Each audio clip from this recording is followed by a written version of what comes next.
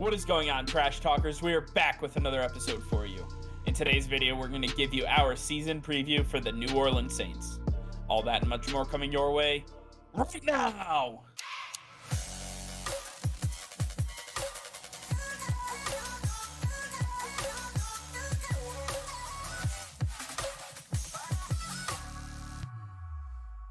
All right, before we get into today's video, be sure to hit that subscribe button and like the video as it will help us out tremendously. So sit back, relax, and enjoy today's video. All right, Nick, with training camps getting ready to get started, we have yet another season preview to get to. Today, we're going to be talking about the New Orleans Saints. The New Orleans Saints are a team that had flashes of greatness last year, all coming to a screeching halt when Jameis Winston got injured for the season. Now he's back healthy, ready to go. This team has a renewed resurgence, ready to get back after it. They know what they were capable of last year. They know what they were robbed of last year. And now it's time to put all of that to the test. When you look at this team, they made some major key additions, not only getting healthier with the likes of Jameis Winston and Michael Thomas, but you add key players like Jarvis Landry, Tyrann Mathieu, Marcus Maye, really big contributors that are going to play significant minutes for this team. And on the other side, when you take a look at some of those additions, you have to look at the departures as well. And we're looking at guys like Terron Armstead.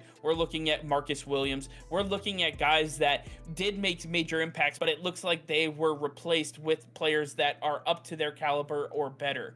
Now, when you're taking a look at their draft class, they were able to bring in dynamic playmaker Chris Olave out of Ohio State and Trevor Penning, the big mauler left tackle. They have what it takes to be able to compete not only in their own division, but throughout the entire NFC. Nick, taking a look at their schedule, the first 6 weeks of the season, how does it pan out for the New Orleans Saints? When taking a look at the first 6 weeks of the season, we see the New Orleans Saints being stellar, going 6-0 in those first 6 weeks, and they have some tough matchups. It's not all easy games, and starting in week 2, we see a very big matchup. The return of Tom Brady to the Buccaneers. Buccaneers taking their talents to New Orleans to take on this renewed, rejuvenated New Orleans Saints team with a lot of hungry veterans ready for a championship. Jameis Winston looking to pick up where he left off last year, and this is the perfect opponent because Jameis Winston and this offense and Dennis Allen know how to play against Tom Brady and company. They know how to expose their weaknesses, and they're going to do that all throughout this game. The New Orleans Saints get a huge early victory in the season over a divisional opponent that is going to be racing with them to the end for that divisional championship. But then as we move over to week 6, we see the New Orleans Saints taking on the Cincinnati Bengals, a young, hungry team that was just in the Super Bowl. This is a game where the New Orleans Saints can really put themselves on the map, and putting together 2 massive victories in this 6-week stretch is really going to show the rest of the NFL that they are the real deal and they are ready to compete for a championship. They do just that. They show Joe Burrow and Jamar Chase, Joe Mixon, this incredible offense, just how stellar that defense is, because Cam Jordan and Marshon Lattimore, these guys have been holding down the fort for years and they have not let up. They keep pushing the gas down and making sure this defense is running full throttle all game, every game, and that's exactly what's going to happen. Joe Burrow is not going to know what hit him, and this offensive line is not going to seem like it just got a massive overhaul. I mean, 6-0, you can't ask for much more than that in the first 6 weeks of the season. Taking a look at the next stretch of 6 games, it's not looking the same as we see 2-4, 8-4 overall. And when you take a look at these losses, we see the Cardinals, the Ravens, the Steelers, the 49ers, teams that are very easily beaten, teams that the Saints should be able to beat easily.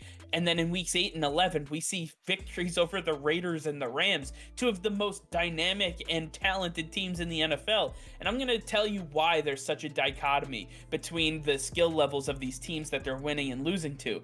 The fact is that we have seen year in, year out, Jameis Winston plays up and down to his competition. When the level of competition is raised, he plays up. He comes to the challenge. He rises to it, and he rises past it. We have seen him torch great defenses in the past, but when it comes to lower level competition, teams that should easily be beaten. You just have to come in, do your job, and go home with an easy victory. It doesn't seem to be easy for Jameis. He might get into his head. I don't know what the deal is, but the fact is they'll be playing the Cardinals, who are just getting DeAndre Hopkins back. They're going to be playing a Ravens team where the only dynamic playmaker is the quarterback. The Pittsburgh Steelers have Kenny too small hands. I really don't know what else that this team can do. This New Orleans Saints have to be able to finish the job. I just do not see that changing for Jameis Winston. You don't change the stripes on a zebra, and at this point in time, I believe that Jameis Winston is the zebra that we know. I think that he's going to lose those games, and unfortunately for him, he's just going to throw too many interceptions in those games. He's going to fall under the pressure, and these are great defenses. The Cardinals, the Ravens, the Steelers, and the 49ers have phenomenal defenses. Not to say the Raiders and Rams don't, but the New Orleans Saints know what it takes to win. They just need to be able to do it in all of these games, not just when it matters the most. And then when we take a look at the last 6 weeks of the season, we see that the New Orleans Saints finally get their bye week in week 14, get a rest there. But before that, we see them taking on the Buccaneers one more time, where they get another victory, just proving once again that they have Tom Brady's number. And as we go through the last 4 weeks of the season, we see that they fall in week 16 to the Cleveland Browns, who have had Deshaun Watson back since week 8 in our projections. And we see that that is a big mismatch when taking on the New Orleans Saints. Deshaun Watson's dynamic ability with the two-headed running back situation in Cleveland, and that offensive line with those wide receivers, it's just a complete mismatch for any team in the NFL. And at this point in the season, they will be in full swing. The chemistry will be flowing, and it'll be like Deshaun didn't miss a single game this season. I think that is just a perfect storm and will be way too much even for this New Orleans defense to handle. Jameis may be able to play up to his competition in some of the biggest games of his career, but not in this one. I think that the Cleveland Browns will just be too much